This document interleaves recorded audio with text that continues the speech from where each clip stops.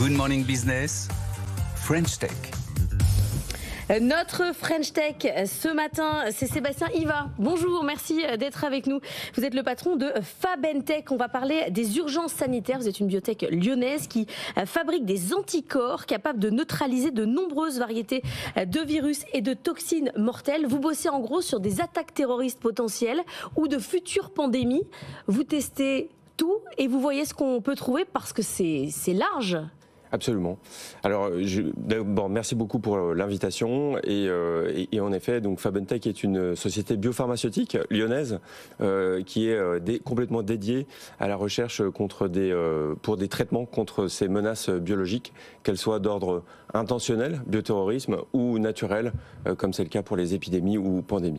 Mais comment on fait alors? Parce que je prends l'exemple du Covid, par exemple. On ne pouvait pas deviner qu'il y aurait ce type de virus-là. Comment on fait pour se préparer à un virus qu'on ne connaît pas, en fait? Alors c'est tout à fait pertinent parce que c'est lié à notre technologie, donc une technologie d'anticorps polyclonaux qui ont un spectre large. Donc en fait, ça nous permet de cibler des virus ou des toxines qui ont une capacité de mutation. Donc en fait, on ne sait pas exactement vers quoi elles vont muter, mais ce spectre large nous permet de préparer par anticipation des stocks stratégiques qu'on va pouvoir déployer dès le premier jour. C'est pour ça que sur ces marchés, soit de bioterrorisme où il faut être prêt tout de suite, ou sur des épidémies ou pandémies, sur des virus ou des familles de virus qui vont pouvoir évoluer, notre technologie est très appropriée. Mais c'est-à-dire que vous avez des stocks aujourd'hui sur des virus qui n'existent pas?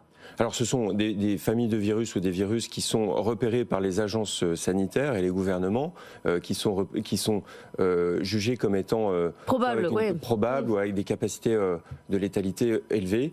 On a par exemple dans notre portefeuille un virus contre le virus Nipah, qui est un virus aéroporté, donc un petit peu comme ce qu'on a connu avec le SARS-CoV-2, mais qui a une létalité beaucoup plus importante, de 50 à 60%. Qui vous fait les commandes? Ce sont les gouvernements directement?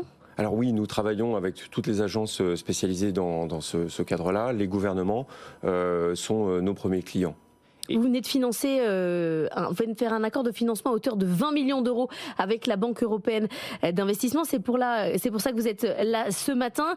Vous allez là développer plus de potentiels virus ou augmenter les stocks sur certains cas particuliers qui vous paraissent être de plus en plus tendus? Alors ce financement, c'est vraiment un jalon clé pour nous, c'est capital, ça montre en fait une concrétisation de tous les travaux de notre équipe, de nos projets. Ça va nous permettre de renforcer notre portefeuille produit qui est déjà relativement fourni, donc nous avons 6 produits en cours de préparation et ce financement va nous permettre de compléter ce qu'il nous faut en fait pour arriver sur les marchés le plus rapidement possible.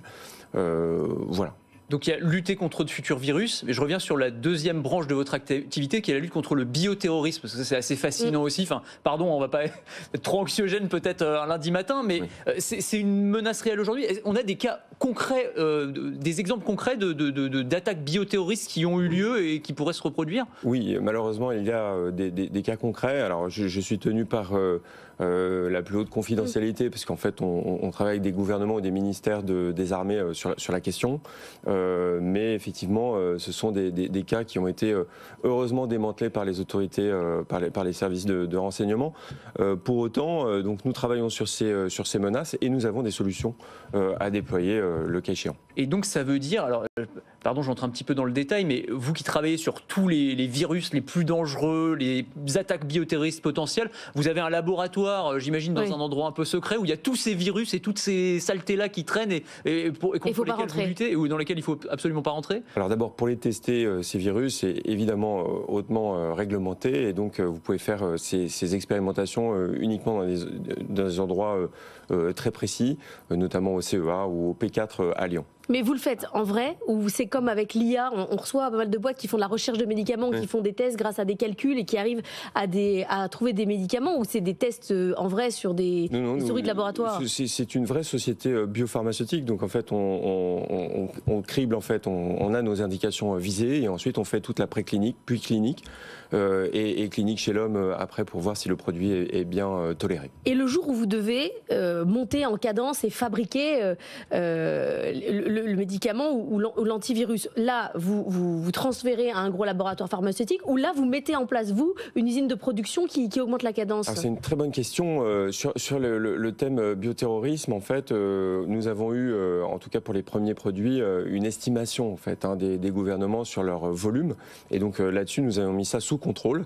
Et donc nous sommes en capacité de nous préparer et de pouvoir produire les quantités désirées.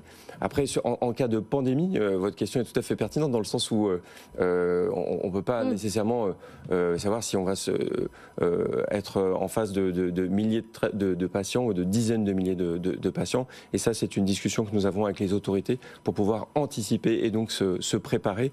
Nous sommes vraiment sur un marché de préparation aux menaces biologiques comme il y en a d'autres. Donc vous pourriez après transférer à des labos qui, eux, fourniraient en grosse quantité. Tout à fait. C'est l'idée que nous poursuivons. Merci beaucoup Sébastien Iva d'être venu nous voir ce matin dans la matinale de l'économie.